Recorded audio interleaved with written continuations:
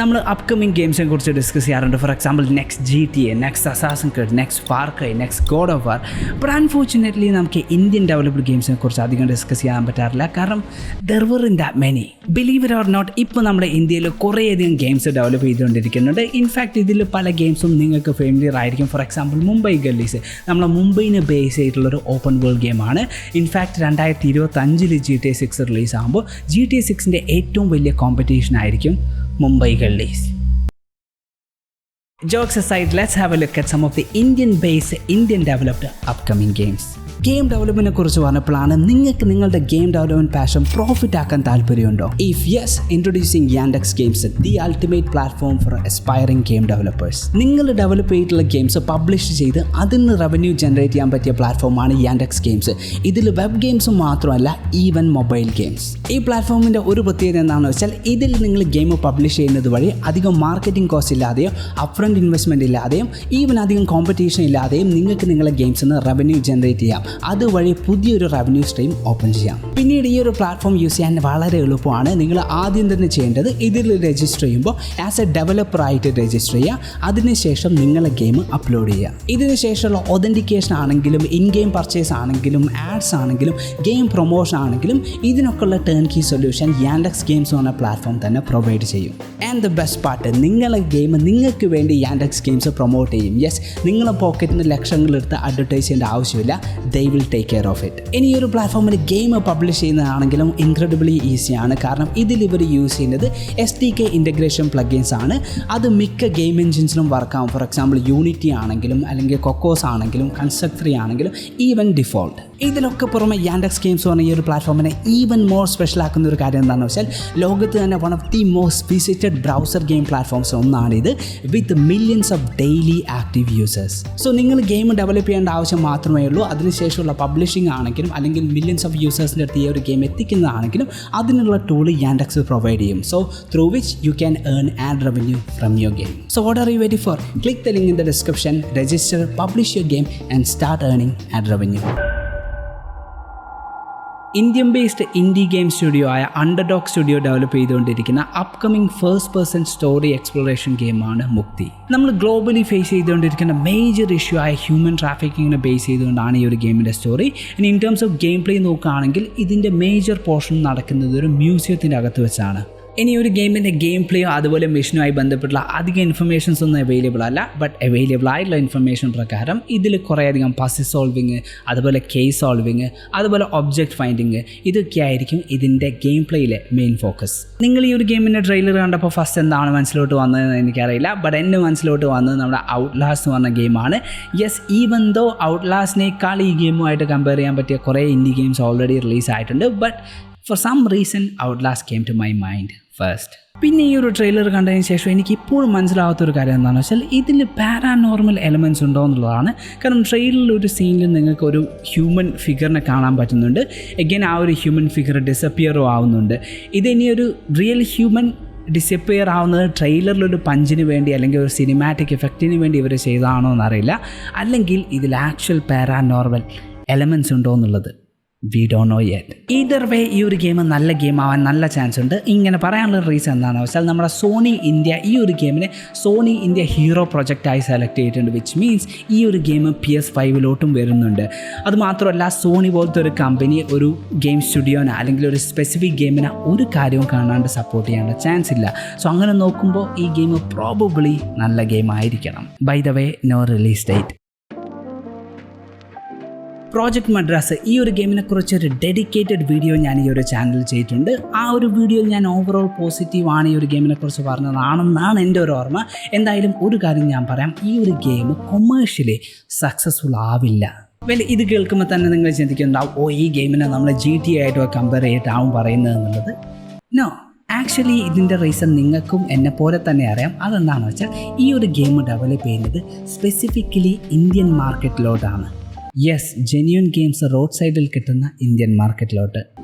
ആരാണ് ഈ ഒരു ഗെയിം വാങ്ങിക്കാൻ പോകുന്നത്? എഗെയിൻ ഈ ഒരു ഗെയിമിൻ്റെ ഏറ്റവും വലിയ ഫോക്കസ് നമ്മുടെ ഇന്ത്യൻ മാർക്കറ്റിലെ ഇന്ത്യൻ ഗെയിമേഴ്സാണ്. ഈ ഒരു ഗെയിമിനെ സപ്പോർട്ട് ചെയ്യുന്ന മിക്ക ആൾക്കാർ, എനിക്ക് തോന്നുന്നു ഒരു 95% ആളുകൾ പോലും മിക്കവാറും ഈ ഒരു ഗെയിം ക്യാഷ് കൊടുത്ത് വാങ്ങിക്കില്ല. അങ്ങനെ വരുമ്പോൾ ഈ ഗെയിം മിക്കവാറും കൊമേഴ്ഷ്യലി സക്സസ്ഫുൾ ആയിരിക്കില്ല. ഇനി വാട്ട് അബൌട്ട് ഗെയിം ക്വാളിറ്റി? നമ്മുടെ നാട്ടിലെ ഗെയിമേഴ്സിൻ്റെ ഇടയിൽ ഇപ്പോൾ കണ്ടുവരുന്ന ഒരു ഡിസീസാണ് ഈ open world game obsession. Yes, എത്ര ഓപ്പൺ വേൾഡ് ഗെയിം കിട്ടിയാലും വീണ്ടും വീണ്ടും ഓപ്പൺ വേൾഡ് ഗെയിമിന് ചോദിക്കുന്ന ഒരു തരം ഡിസീസ്. ഈ ഒരു ഡിസീസ് ഗെയിമേഴ്സിൻ്റെ ഇടയിൽ മാത്രമായിരുന്നെങ്കിൽ കുഴപ്പമില്ലായിരുന്നു. ബട്ട് അൺഫോർച്ചുനേറ്റ്ലി ഇപ്പോൾ വരുന്ന അപ്കമിങ് ഇന്ത്യൻ ഡെവലപ്പേഴ്സിനും ഈ ഒരു ഡിസീസ് ഉണ്ട്. അതുകൊണ്ട് തന്നെയാണ് നമ്മളിപ്പോൾ ഒരു എക്സ്പീരിയൻസും ഇല്ലാതെ അധികം ബജറ്റും ഇല്ലാത്ത ഇൻഡി ഗെയിം സ്റ്റുഡിയോസ് പോലും ഇതുപോലെ മുംബൈ ബേസ്ഡും ചെന്നൈ ബേസ്ഡും even Kerala based open world ഗെയിംസും ആദ്യം തന്നെ വിത്തൗട്ട് എക്സ്പീരിയൻസ് ഡെവലപ്പ് ചെയ്യുന്നത്. അപ്പോൾ പറഞ്ഞു വന്ന ഇതാണ്, ഈ ഒരു ഗെയിമിൻ്റെ കാര്യത്തിലും ഇനി മുംബൈ ഗള്ളീസിൻ്റെ കാര്യത്തിലാണെങ്കിലും I don't have much hope. ഈ ഒരു ഗെയിം എല്ലാവർക്കും ഇഷ്ടപ്പെടാൻ ചാൻസ് ഉള്ളൊരു ഗെയിമല്ല, പക്ഷേ വലിയൊരു എമൗണ്ട് ഓഫ് ഗെയിമേഴ്സ് എൻജോയ് ചെയ്യുന്ന സ്റ്റൈൽ ഓഫ് ഗെയിമാണിത്, including me. By the way, ഞാൻ സംസാരിച്ചുകൊണ്ടിരിക്കുന്നത് ഈ ഗെയിമിനെ കുറിച്ചാണ്, spirit of the backwaters. വല്ലതും കത്തിയോ? Spirit of the backwaters കത്താത്തവർക്ക് വേണ്ടി ഈ ഒരു ഗെയിം നടക്കുന്നത് കേരളത്തിൽ വെച്ചാണ്. യെസ്, കേരള ബേസ്ഡ് ഗെയിമാണ്. അതുമാത്രമല്ല, ഇത് ഡെവലപ്പ് ചെയ്യുന്നത് ഒരു മലയാളിയാണ്. The spirit of the back waters ഒരു റൂറൽ ലൈഫ് സിമുലേറ്റർ ആണ്. അതായത് നമ്മളെ കേരളത്തിലെ ഒരു സാധാരണക്കാരൻ്റെ ജീവിതം സിമുലേറ്റ് ചെയ്യുക. നിങ്ങൾ സ്റ്റാർഡ്യൂ വാലി പോലത്തെ ഒരു ഗെയിമോ കളിച്ചിട്ടുണ്ടെങ്കിൽ ഓബ്വിയസ്ലി ആ ഗെയിമിൽ നിന്നൊക്കെ ഇൻസ്പിറേഷൻ എടുത്തിട്ടുണ്ടാവും. ആ ഒരു ഗെയിമിൽ നമ്മളൊരു കർഷകനായിട്ടാണ് കളിക്കുന്നത്. അതുപോലെ നമ്മളെ കേരളത്തിലെ ഒരു സാധാരണക്കാരൻ്റെ ലൈഫാണ് ഈ ഗെയിമിൻ്റെ തീം. ഇതുപോലുള്ള ടോപ്പ് ഡൗൺ ഗെയിംസ് അല്ലെങ്കിൽ ബേർഡ് ഐ വ്യൂ വരുന്ന ഇഷ്ടംപോലെ ഗെയിംസ് ഉണ്ട്. ഞാൻ തുടക്കം പറഞ്ഞിട്ടുള്ളതുപോലെ സ്റ്റാർഡ്യൂ വാലി അങ്ങനെയുള്ള ഗെയിംസിലെ one of the most successful ഗെയിമാണ്. അതുമാത്രമല്ല, ആ ഒരു ഗെയിം സിംഗിൾ പേഴ്സണാണ് ഡെവലപ്പ് ചെയ്തിട്ടുള്ളത്. ഈ ഒരു ഗെയിമും ഡെവലപ്പ് ചെയ്യുന്നത് ഒരു സിംഗിൾ പേഴ്സണാണ്. ഇങ്ങനെയുള്ള ഇഷ്ടംപോലെ ഗെയിംസ് ഓൾറെഡി ഉണ്ടെങ്കിലും ഈ ഗെയിമിനെ വ്യത്യസ്തമാക്കുന്നൊരു ഫാക്ടർ എന്താണെന്ന് വെച്ചാൽ ഇത് നടക്കുന്ന ലൊക്കേഷനാണ്, വിച്ച് ഈസ് കേരള. അതുമാത്രമല്ല, ഇതിലെ ലൈഫ് സിമുലേഷൻ നമ്മളെ കേരളത്തിലെ ഒരു സാധാരണക്കാരൻ്റെ ലൈഫ് സിമുലേഷനാണ്. സോ ഈ ടൈപ്പ് ഓഫ് ഗെയിംസിൽ മിക്കപ്പോഴും നമ്മുടെ യൂറോപ്യൻ കൺട്രീസുള്ളതോ അല്ലെങ്കിൽ US ബേസ്ഡ് ആയിരിക്കും.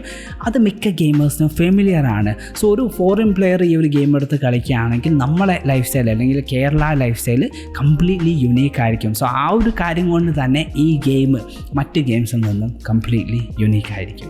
ഇനി ഈ ഗെയിമിൻ്റെ ഗ്രാഫിക്സ് അല്ലെങ്കിൽ വിഷ്വൽസിനെ കുറിച്ച് പറയുകയാണെങ്കിൽ എഗെയിൻ ഈ സ്റ്റൈൽ ഓഫ് പിക്സലേറ്റഡ് ഗെയിംസ് ഞാൻ പേഴ്സണലി ഇഷ്ടംപോലെ കളിച്ചിട്ടുണ്ട്. സോ ഇതിൻ്റെ ഗ്രാഫിക്സ് യുണീക്ക് ആണെന്നൊന്നും പറയുന്നില്ല, but it's vibrant.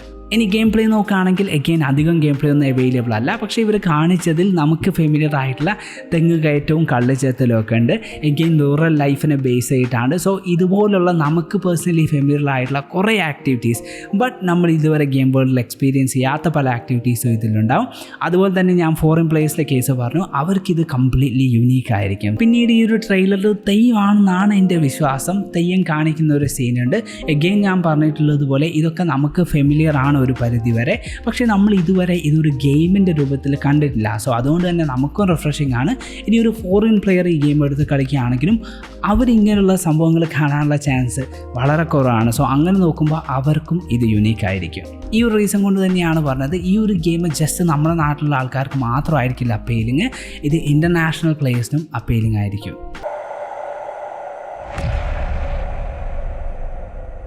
Octal chamber ഒരു തേർഡ് പേഴ്സൺ ആക്ഷൻ ഹൊറർ ഗെയിമാണ്, സെറ്റ് പ്ലേസ് ഇൻ ഹിമാലയാസ്.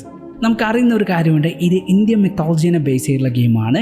എനിക്ക് പലപ്പോഴും തോന്നിയുള്ള ഒരു കാര്യമാണ്, നമ്മളെ ഗെയിമിംഗ് ഫീൽഡിൽ അൺഎക്സ്പ്ലോർഡ് ആയിട്ടുള്ള ഒരു ഏരിയ ആണ് നമ്മളെ ഇന്ത്യൻ മിത്തോളജി. നമ്മൾ അസാസിൻ ക്രീഡ് പോലത്തെ ഗെയിമിന് അല്ലെങ്കിൽ ഗോഡ് ഓഫ് വാർ സ്റ്റൈൽ പോലത്തെ ഗെയിം, ആ ടൈപ്പ് ഓഫ് ഗെയിമിന് ഹൈലി സ്യൂട്ടബിൾ ആയിട്ടുള്ള ഇഷ്ടംപോലെ സ്റ്റോറി നമ്മളെ പാസ്റ്റ് എടുത്ത് നോക്കിയിട്ടുണ്ടെങ്കിൽ അല്ലെങ്കിൽ മിത്തോളജി, ഇന്ത്യൻ മിത്തോളജി നോക്കിയിട്ടുണ്ടെങ്കിൽ ഇറ്റ്സ് ദെയർ. വെൽ, ഈ ഒരു ഗെയിമിൻ്റെ ഗെയിം പ്ലേ ബന്ധപ്പെട്ടുള്ള അധികം ഇൻഫർമേഷനോ ഫുട്ടേജോ ഈ ട്രെയിലറിലില്ലെങ്കിലും ഈ ഗെയിമിൻ്റെ ഗെയിം പ്ലേ സ്ക്രീൻഷോട്ട് നമ്മളെ സ്റ്റീം ഗെയിംസിലോ അതുപോലെ ഇവരുടെ വെബ്സൈറ്റിലോ അവൈലബിൾ ആണ്. ഐ മീൻ വിഷ്വലി നോക്കുകയാണെങ്കിൽ ഇറ്റ് ലുക്സ് ഫൈൻ.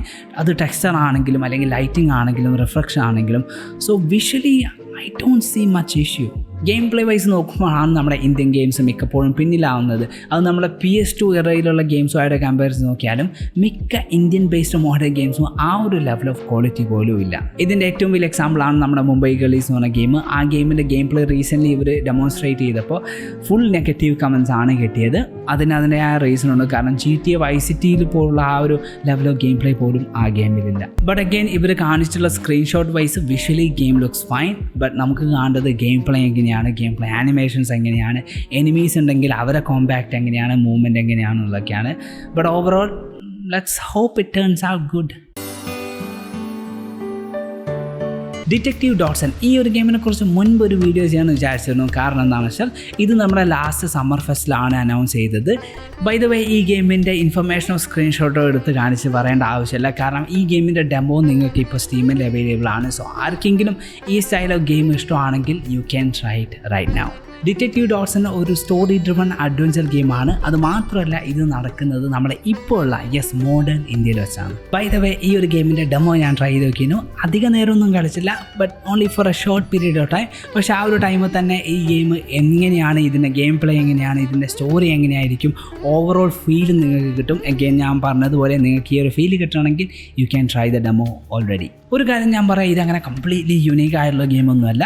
പക്ഷേ ഇത് ഇന്ത്യയിൽ ഡെവലപ്പ് ചെയ്യുന്നതായതുകൊണ്ടും ഇന്ത്യയിൽ നടക്കുന്നതായതുകൊണ്ടും ഇതിലെ ക്യാരക്ടേഴ്സ് ഇന്ത്യൻ ആയതുകൊണ്ടും അതുപോലെ ഇന്ത്യൻ സ്റ്റോറി ആയതുകൊണ്ടും personally I find it somewhat appealing.